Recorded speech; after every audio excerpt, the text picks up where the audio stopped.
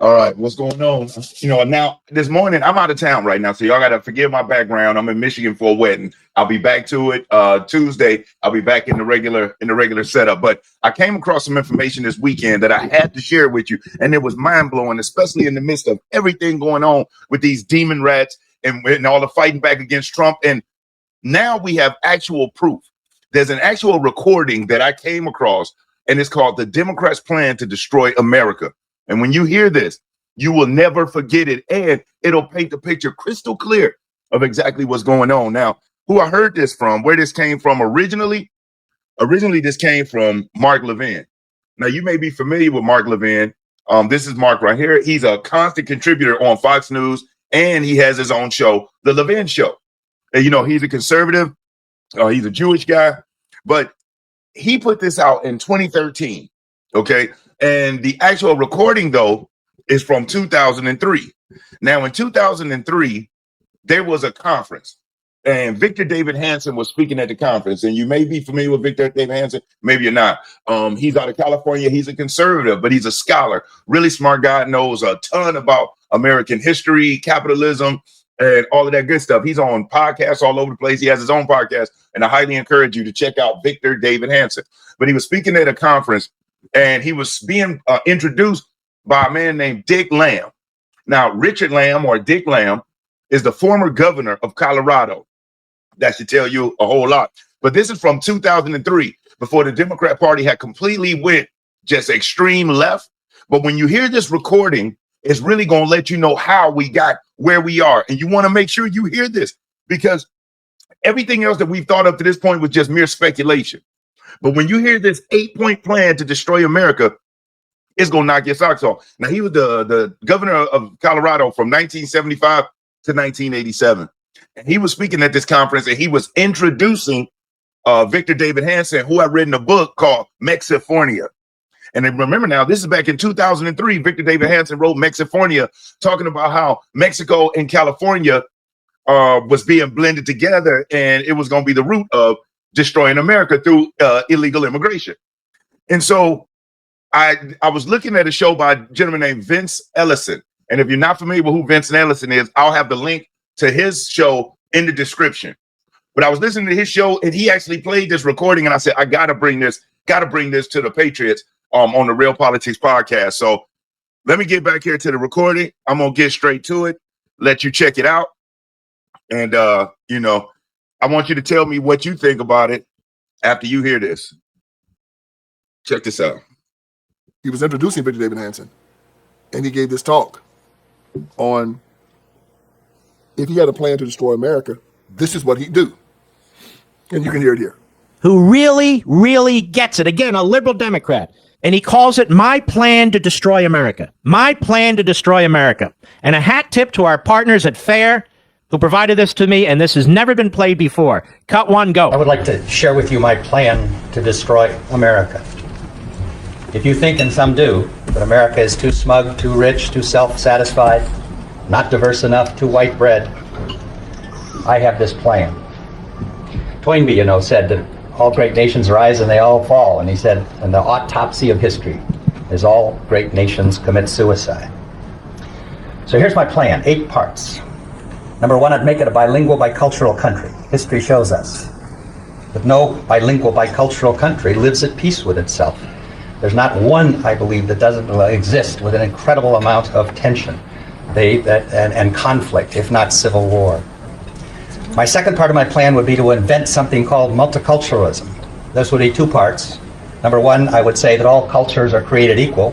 It would make no difference and make it impossible to talk about such things as culture. And the second one is that I would really try very hard to make people continue their cultural identity. I would replace the melting pot with the salad bowl. My third part of my plan would be to make the fastest growing demographic group in that country the least educated. I would add a second underclass to the first underclass, unassimilated, undereducated, antagonistic, and then I'd have 50% of them drop out of school, not graduate from high school. The fourth part of my plan would be to get the big foundations to fund, and big business to fund these efforts with lots of money. I would invest in ethnic identity and victimology. I would get them to think about their lack of success was only the fault of the majority. I would start a grievance industry. The fifth part of my plan is I would develop dual citizenship.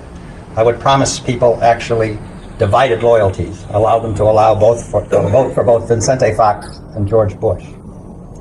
The sixth part, and this is important, I would place all of these subjects off limits. I would make it taboo to talk about, actually, or criticize this whole thing. I would make it come up with a word like heretic used to be 200 years ago. Let's say we call it racist.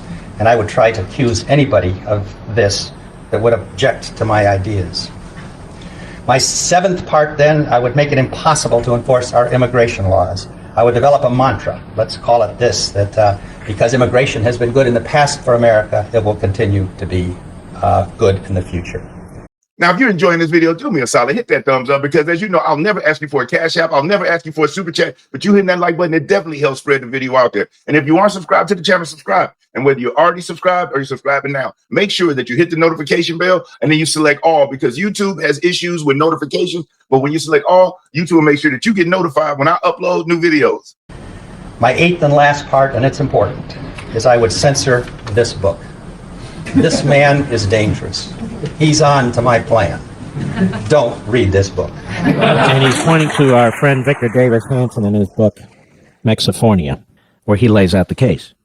This is 10 and a half years ago, where he gave this speech. And he was right on, wasn't he? Now, isn't that interesting?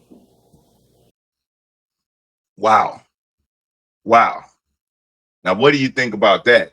And when he said that he would point out that this book is dangerous, don't read that book. Again, he was talking about Victor David Hanson's book, Mexifornia, because he was saying that he was on to the plan.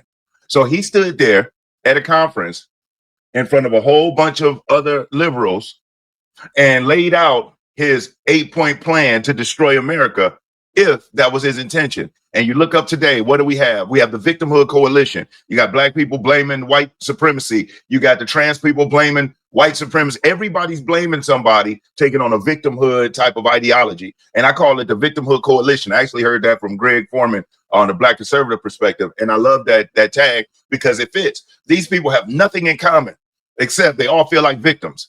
And the orange man is bad. And that's why that's such a dangerous and slippery slope for the Democrats, because the orange man won't be on the ballot coming up.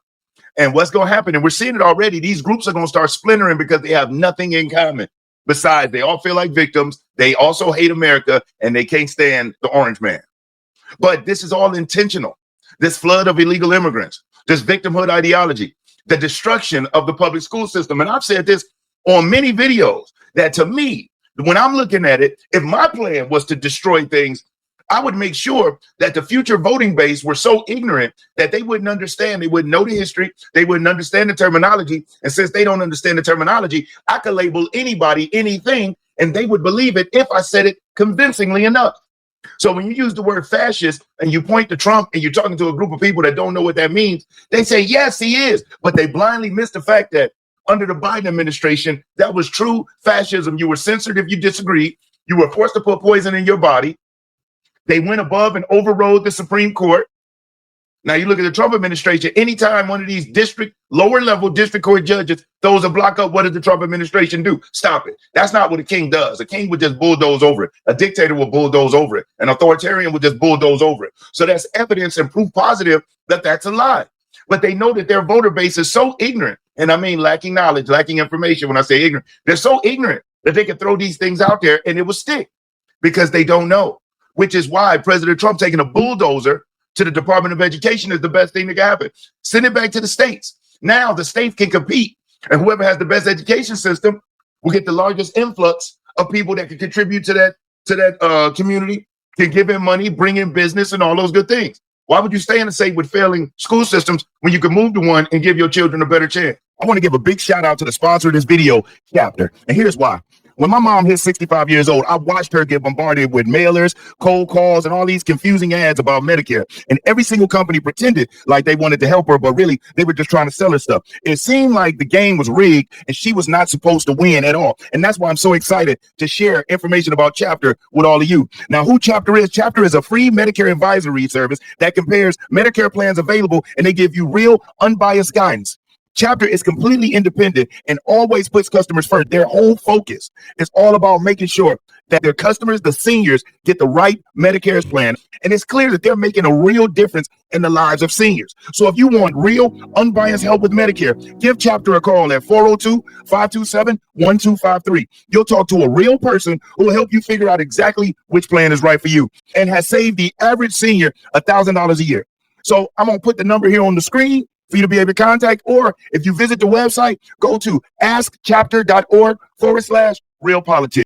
But I just wanted to bring you this and let you hear that this is not unintentional. It's all intentional. And that's 2023. So within 22 years, they not only heard this plan, they put it in action, and look at where we are now. 14 million illegal immigrants in the country, a generation that don't even know who the first president of the United States was. They don't know when the Civil War was. They have no idea what the Boston Tea Party is. And when you can erase history, you can recreate and tell whatever story you want, and the people will buy it. So we have to be vigilant. Share this information with people. Let them hear what you just heard. Now, again, I just had to share some information, share that with you. I'm on the road. I was at a wedding yesterday for my youngest brother. I'm in my mother's basement. Yeah, I can't believe I just said that. Typically, I'm in my own house, but like many of those YouTubers and content creators out there that are in their mama's basement, I officially am making a video in my mama's basement. Can you believe that? But I'll be back in the home base and home office here in a day or so. But I appreciate you. If you stayed in, you watched this, tell me what you think about what you just heard. I greatly appreciate you, and I thank you from the top and bottom of my heart. If you haven't already, hit that like button. If you aren't subscribed, subscribe. But most importantly, I want you to stay safe and you be great. I'm Brian Maxwell saying I look forward to seeing you at the top. Over and out, y'all.